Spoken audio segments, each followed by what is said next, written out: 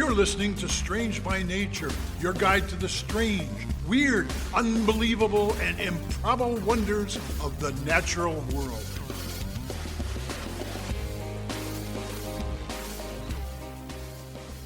Hello, everyone. Thanks for being here today. I am Kirk Mona, and I am joined today by Rachel Ginza and Victoria Thompson. We are all professional naturalists who together have scoured the world for weird and wonderful wonders just to please your mammalian brain's desire for novelty. Isn't that nice? Let's do this. All right, everybody. So I get to start this week. So Yay! exciting. Hey, Rachel. Yay! Hey. So I have a question for you. What Great. defines a plant? What makes you think, yes, that is a plant? I feel like this is a trick question. Probably. I mean, most of them have chlorophyll and can make their own food from sunlight, but not all of them. Mm-hmm. They have a cell wall. I mean, we're going to go like, leaves. The big thing you think about. There's so much variation if you're talking about like woody stemmed species versus, herbaceous species, things like that. They need but generally water something that and air. Yeah, something that grows up toward the sun, usually, requires sunlight. But of course, not all of them. And I'm glad you both said not all plants, because I'm going to be talking about a plant that doesn't have chlorophyll. Yes. I have a It guess doesn't what your have plant might be. chlorophyll. You probably both have seen this. Yeah. I'm doing my topic this week is Monotropa uniflora. Yes. I practiced One of my that. favorites. It's so fun. I love finding this out and about. So it's also known as the ghost plant or Indian pipe or ghost pipe. It has a variety of names. And this plant it comes out of the ground and it looks like a waxy, flaky candy cane that is just white. It doesn't have any red stripes. It is, It's a pretty good subscription. yeah, very waxy looking. I think that's a good Super description. waxy. And you said flaky. That's Flaky. like a flaky. That's not appealing. No. No, But it's not. It actually looks nicer than that description.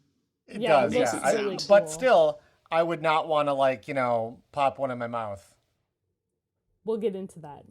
Oh boy. Oh dear. I'm going to learn So- something. It'll be fun.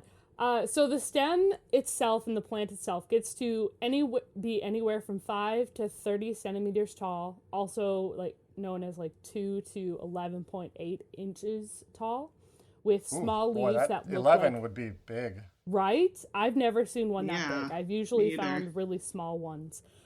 6 or 7 inches, yeah. Right. Tops. They're really small and they have really thin, translucent leaves, I say with quotations, that extend out kind of like a sheath. So they look very scale-like, just flaking off of the plant itself. Yep. And then they hold a single flower that's very, very small. So that hook at the very end, that little bulb is the flower with some very small petals and 10 to 12 stamens with a single pistil. And this comes out from early summer through early autumn. It is an ephemeral plant, okay? They do get pollinated by little baby bumblebees. Well, not baby bumblebees, but just little bumblebees. Yeah. Generally speaking, they also are... They also get pollinated by some flies, so they're a pretty important pollinated source for those species. Fun fact, this perennial plant is technically in the heather family, which includes Ericaceae. Ericaceae, which includes cranberry, blueberry, huckleberry, and rhododendrons. So... That's quite a family. Yeah, so it's in a subfamily. There's some debate on whether or not it's its own family or if it's a subfamily in Ericaceae called Monotropaceae. Sure. So what really gives it that general look is that white, waxy look that it has on the outside, it doesn't have any chlorophyll, which is why I'm covering it today, because this ephemeral only comes up during certain conditions, and it only happens after it's been really dry for a while, and then it rains, and then because this one doesn't have any chlorophyll, it is white. So to generate energy, because they don't photosynthesize, because they don't have chlorophyll, so they don't need energy from the sun. They don't need energy from the light, rather. They're kind of parasitic. So they feed on fungi that have a symbiotic relationship with trees' root systems. So they feed on that fungi that is getting their nutrients from the root systems of certain trees. And that's how they grow to have their seeds and just be a plant above the earth. So, Rachel, correct me if I'm wrong here. I feel like scientists only kind of figured out this relationship pretty recently, because I thought that we used to think that it was just straight up a decomposing plant, that it would feed on like decaying wood or something like that. Oh, absolutely. Yeah, a lot of people think it's actually a fungus, and it's not. It's a plant. Yeah, it is a mycoheterotroph. Thank you for that, Kirk. Thank you. That was my next line. It is a microheterotroph. So it eats the fungus off of the roots. It has like parasitic relationship to that fungus on the tree's roots. It does have some preferences. Apparently they really enjoy beech trees. Like they're found more often around the root systems of beech trees.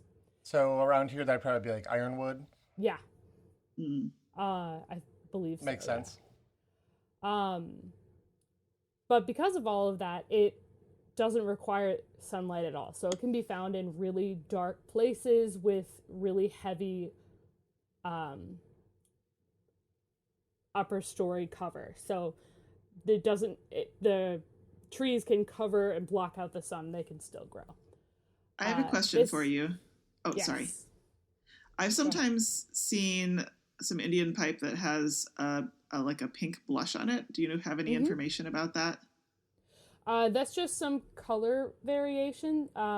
They're often found with some pink blush as well as maybe some black flecks. In certain areas, they can actually be like a really deep red as well. Wow. Yeah. Otherwise, this plant is one of about 3,000 non-photosynthetic plants that are in the world. Oh wow, that's more than I would have thought. Yeah, this is about 3,000, which blows my mind, at least, because I would always think, well, it's a plant, so it has to photosynthesize. That's what you're taught, right? Nature laughs at your categories. Exactly. That's kind of a reoccurring theme for this show, yeah. Yeah, and then to go back to your point earlier, Kirk, how you didn't want to pop one in your mouth and like eat it. Well, this plant has been used as a medicine in herbal medicine for nervousness/anxiety. It's nervosa since the late 19th century. Now, there's been some Don't try this at home. Please don't try this at home. Please do not eat this plant. Just enjoy it. There's not much science behind whether or not it actually helps very much. And there's some debate, actually, if it is mildly toxic or not. So please don't eat it. I always take all that stuff with a grain of salt. People used to like drink mercury as a cure-all. Right. So I mean, just because someone did something in the past doesn't mean you should keep doing it now. Yeah. I mean, mercury it was a cure-all. You did get cured of everything by dying. It was the ultimate cure, Yeah, when you're dead, you don't have a disease anymore. Right. Exactly. True. But that's what I have for all of you today. Kirk here with a quick note. If you're enjoying the show, be sure to subscribe and leave a 5-star review. It helps other lovers of the strange find our show. You can also find and follow us on social media. Search for Strange by Nature Podcast on Facebook, Twitter, and Instagram, or come visit us at strangebynaturepodcast.com. We'll see you there. Now, back to the show.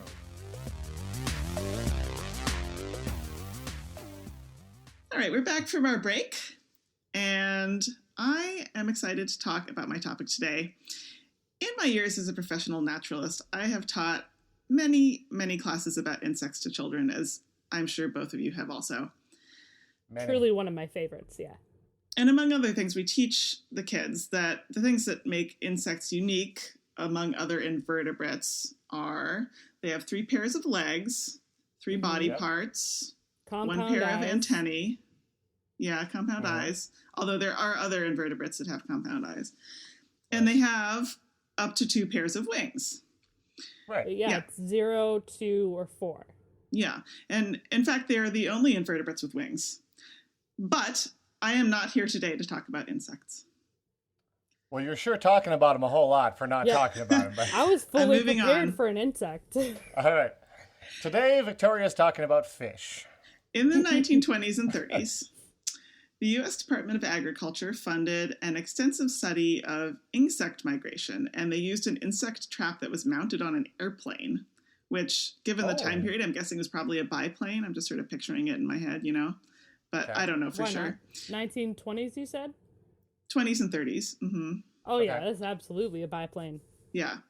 So they did 1,358 flights with a total of 1,538 hours of flying time in Louisiana and Mexico.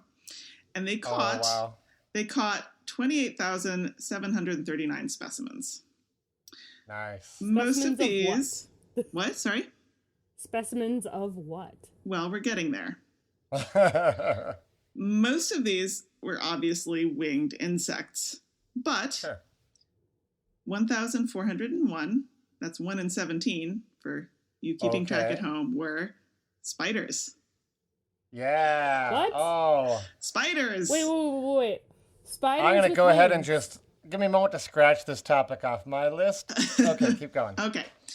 So you might be I have wondering people who are going to hate this. what's going on here. If, like many American children, you grew up reading the classic story Charlotte's Web by E.B. White, you might already have a guess as to how so many wingless spiders wound up at that altitude. Oh. You catching up with me now, Okay. Rachel? I'm catching up. I'm there, yes. Okay. It is something I was called... picturing spiders with wings. Yeah, which no, is there are no terrifying. spiders with wings. I can see why you're saying people wouldn't like that, yeah. As the French say, Exactly. ce n'existe pas. Okay, continue. No. Okay.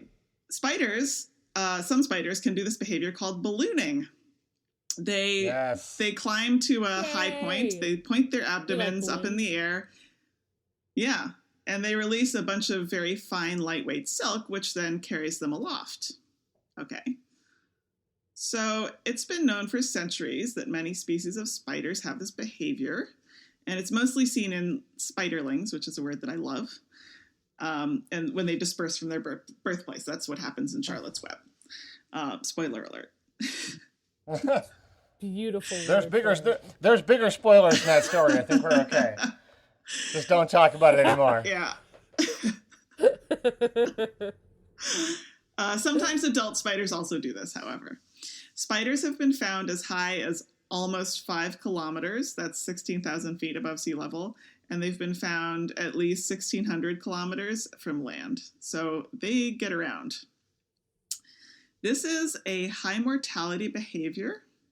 So, a lot of spiders don't survive. It's pretty high risk, but I guess the rewards of dispersing and finding less crowded ground for their hunting outweigh the downside.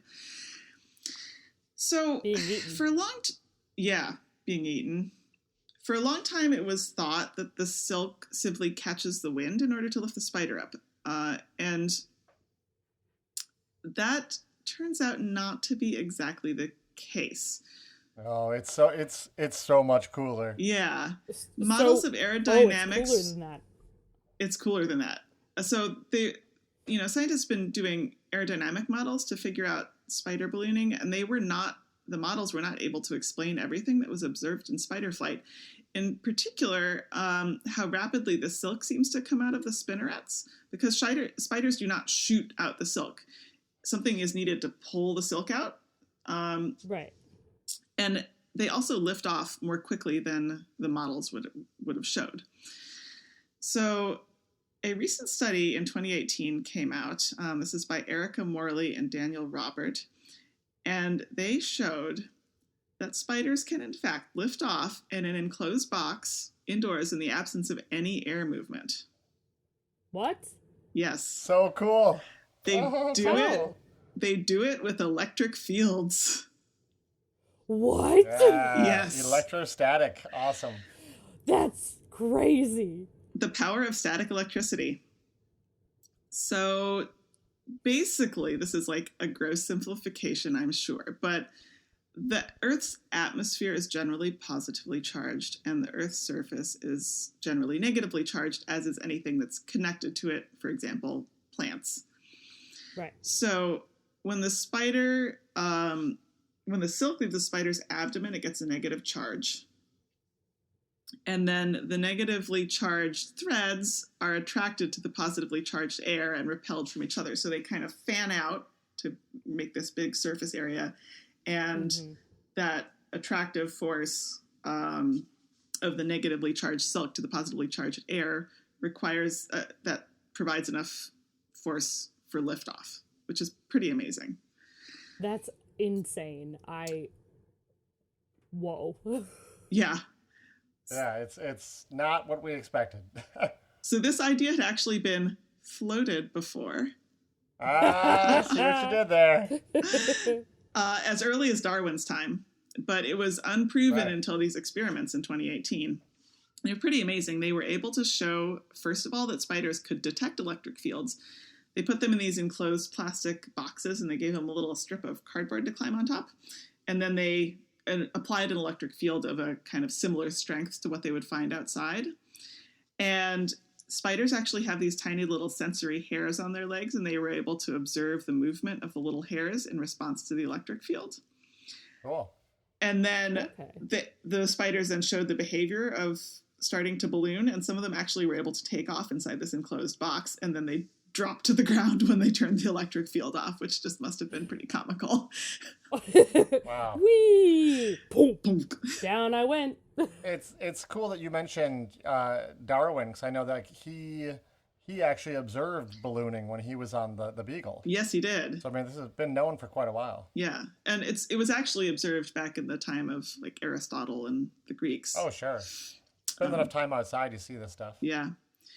Love So to see it. super cool recent discovery about something that has been known to people for a really long time, but wasn't totally understood. That's what I got on that Absolutely today. Amazing. Awesome. Love it.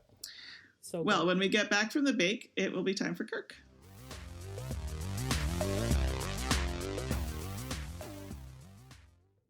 So, we live on Earth. I think you're familiar with that fact. And it's a pretty I would hope so. amazing, pretty amazing place. We often, we talk about it a lot here on the show. I want to see I guess I want to do this as a little bit of a quiz for the two of you to see how much you know about this little planet we live on. And today we're talking about extremes Oh boy. on the planet Earth. All right, we're going I'm to get ready. extreme. I'm All right, excited. so Naturalist quiz, I'm in. I thought it'd be fun I'm to think so about. down. Extremes are always really cool, so I want to go through these. They're all having to do with weather. So, what do you think the hottest air temperature ever recorded on Earth is? Now, this is not over a volcano. This is like naturally occurring weather It's like temperature. around 140 or 150 degrees Fahrenheit, I think. Okay. I Rachel? was gonna go about 139. Ooh. Well, it turns out when it comes to records, it's kind of hard to say because we all have to agree on a standard. Certainly, I think about like the surface temperature of a blacktop is going to be way hotter than grass just a few feet away. Yeah. So like when you talk about surface temperatures, those numbers can get, just really, really high. But we want to talk about air temperature. So then it's like, well, are we going to measure the air temperature a centimeter above the ground, a foot above the ground, 10 feet above the ground? If everybody's not measuring the same or even using the same like type of thermometer and stuff, it's pretty hard to come up with records for like where's the hottest record ever. Metric versus imperial system. Well, yeah, you can convert, but you can convert. I'm thinking more about the actual like materials that are used. Some of these records go back quite far. One of what's considered to be the record of the hottest ever was from back in 1913. And, they weren't necessarily using the same standards. So they try to like correct for, we think they're using this kind of thermometer and this kind of, and so it becomes sort of like, And I don't want to go into the whole morass of like, which record is right and whatnot. But kind of focus on the general number, which is about 130 degrees Fahrenheit. So around 55 degrees centigrade. That temperature has been recorded in multiple places, in Israel, Tunisia, Kuwait, Iran, Death Valley in California, probably some other locations around the world as well. So there have been claims of it getting a little bit higher, maybe 134, 135, something like that, but a lot of those are disputed. But we can all kind of agree that the hottest it generally gets is right around 130 degrees. And it happens on multiple spots on the Earth. So as a fun aside, we are here recording in Minnesota. And I think people listening, if you're not from here, might think, oh, that's a really cold, chilly place. Can be. Do you want to guess what the record is for high temperature in Minnesota? 118. Ooh, it's Yeah, I was about to say. 115. 115, so only 15 degrees away from the record, essentially. That was back in 1917. Hottest I've personally seen it, I think, I remember one summer I was teaching and our thermometer at the Nature Center hit 112 on our weather station. And, it was kind of fun, like we're used to it because it's been getting hotter all week. And it was kind of cool to be like, we're doing water games and stuff. And it was like, we stayed cool. So it was all right. So let's go the opposite direction. Let's talk about cold. How cold do you think it gets on Earth? So far on this quiz, I'm winning, right? Yeah, you are. Sure. So you have one to go data first, point, then. Rachel, but yes. Okay, so the coldest on the planet? What do you think? Yeah. Air temperature? Sure. And we're using Fahrenheit? Whatever system you want, as long as it's not Kelvin. Dang Fahrenheit it, or centigrade. I got Kelvin. them both. Oh man, I would go. I'd say about minus 80 Fahrenheit. Yeah, I was about to go minus like 100 because I'm thinking. Ooh, I'm thinking that's chilly. Antarctica, man. Okay. Well, I'm afraid you're both too warm. Oh. Again, just like any record, there's a little bit of controversy.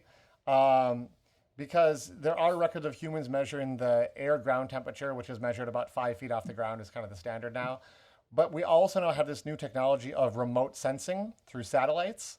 And so there's some debate amongst like, well, should that count? Because maybe that's actually measuring the ground temperature and not the actual air temperature. And scientists kind of think that they figured out where they can actually measure the air temperature with it now. So again, a little bit of controversy on this, but we do know that on July 21st, 1983, at the Soviet Vostok station in, Rachel? Antarctica, researchers recorded an air temperature of negative 89.2 centigrade. Oh. Yeah. Which that's is cold. negative 128.6 Fahrenheit. That's so cold. A bit chilly. Now, I mentioned that remote Never want to sensing. be there.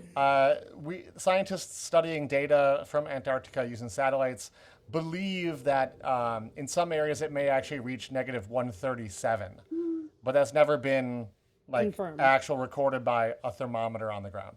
But that the data seems to indicate that's how cold it can get on Earth. That doesn't surprise me, but at the same time, amazing. Yeah, super amazing. One of the things I find so interesting is that the cold extreme seems much more extreme than the hot extreme. And as humans, we run into like 100-degree weather from time to time, and it's problematic. But like jump in a river or a lake or something like that, and if it's a 100-degree day, you're like, "Woo, it's gorgeous out here."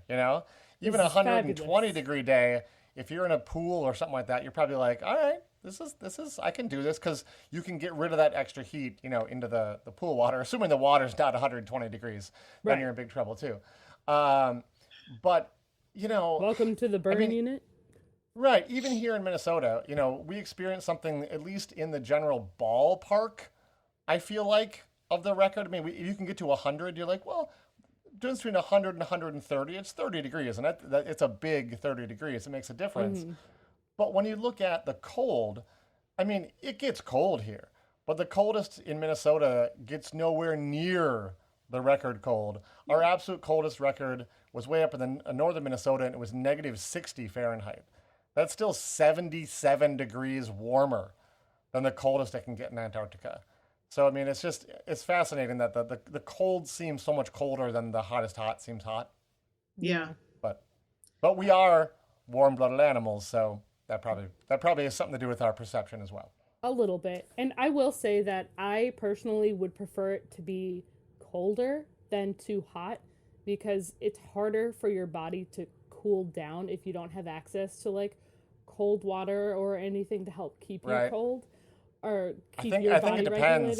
It kind of depends on the person. At a certain point, you can't put enough clothes on to keep heat in. Mm-hmm. Yeah. You know what I mean? And there's no way to add heat, but you can always, jump in a river or something to cool off. Whereas, I mean, you could jump in lava. It's going to warm you up, but it's not going to, yeah. Once again, anyways, welcome to the burn unit. I'm not going to make you guess all these, but I want to shoot through some other fun records for this planet we live on. The wettest place on Earth, which is a lot of ways to define that. I'm going to define that as the most rain in 1 year. That record is held by Cherrapunji Meghalaya. I probably said that totally wrong, but it's in India. And this was recorded in a 1 year period from 1860 to 1861. They got 26,470 millimeters of rain. And I know that like, you can't picture that because you're like, millimeter, it's really small. You should not measure things like that in millimeters.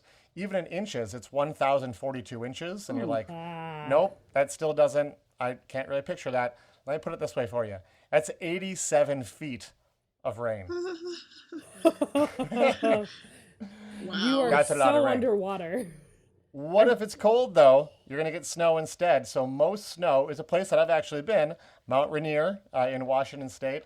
And this was a February to February period in 1971 to 1972. And they got 31.5 meters of snow. So it's 102 feet. Of snow. 102 feet of snow. That's so much snow. Rachel, pick your jaw up off the ground there. No, it's going to stay there. I remember when I was on Mount Rainier, I drove up there with my brother who lives out in that part of the world. And this was September or August, and it was cold up there. But as we're going up the road, there's these huge poles on the side of the road that I want to say were like 20-foot tall poles that had stripes on them. And we're kind of going, what are all these poles for on the side of the road? Right. And then we realized they were for the snow plows. Yeah. So we have little like 3-foot stakes on the driveway. They had like 20-foot high poles so that the plow drivers wouldn't, drive off the side of the mountain. And of course, once it really gets going, it's not plowed at all. My uncle lives in California, and he's kind of into snowfall records in the Sierra Nevada there and Donner Pass, places like that. And he sent me this really cool video of these trains they have that clear the snow off the tracks. Oh, yeah. Pretty awesome. The snowplow trains are pretty awesome. That's awesome, yeah. Let's talk about wind.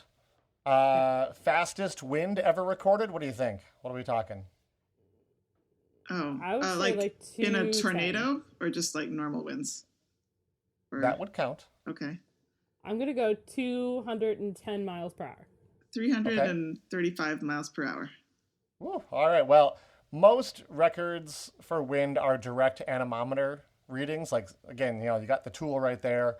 And most of these records are set during hurricanes, brief, like 3-second, 5-second gusts during hurricanes. Of course. The record was a brief gust of 253 miles an hour.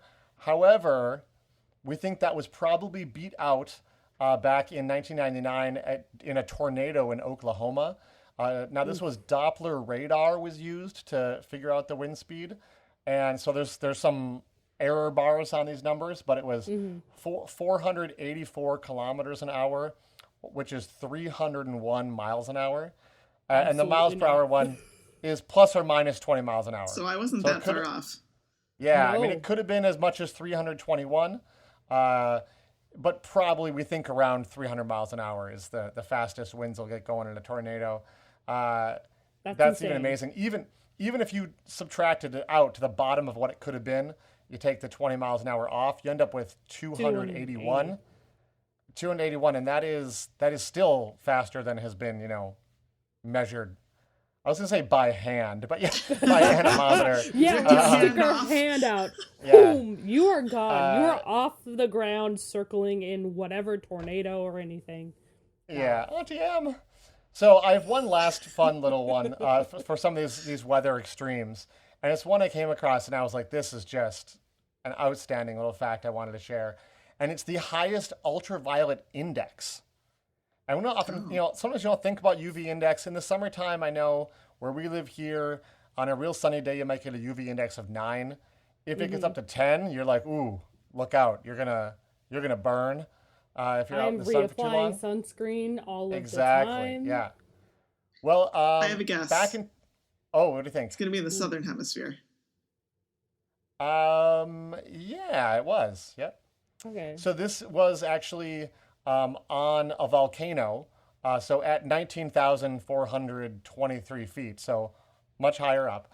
And it was a volcano on the Chile-Bolivia border. Okay. And they measured a UV index of 43.3. What now? 43.3.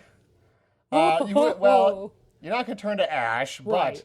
but a light-skinned individual such as myself could get moderate sunburn in 4 minutes.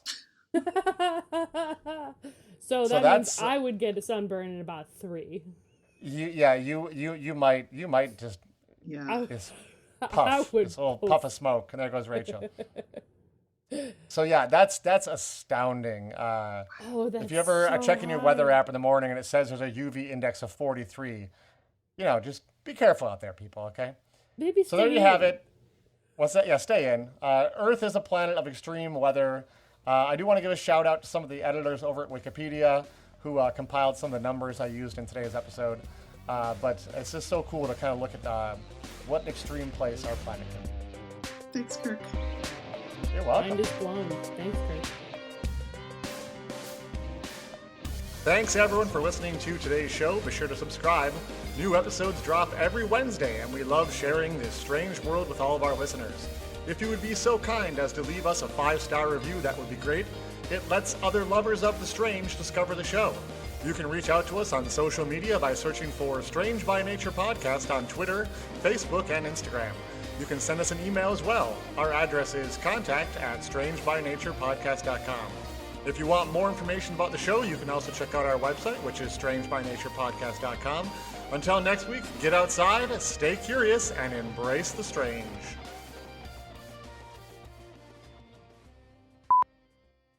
I just realized I need to take my vest off because it's loud. That didn't sound like a zipper. It sounded like a ripper. Yep. All right. Okay. Oh, anyways.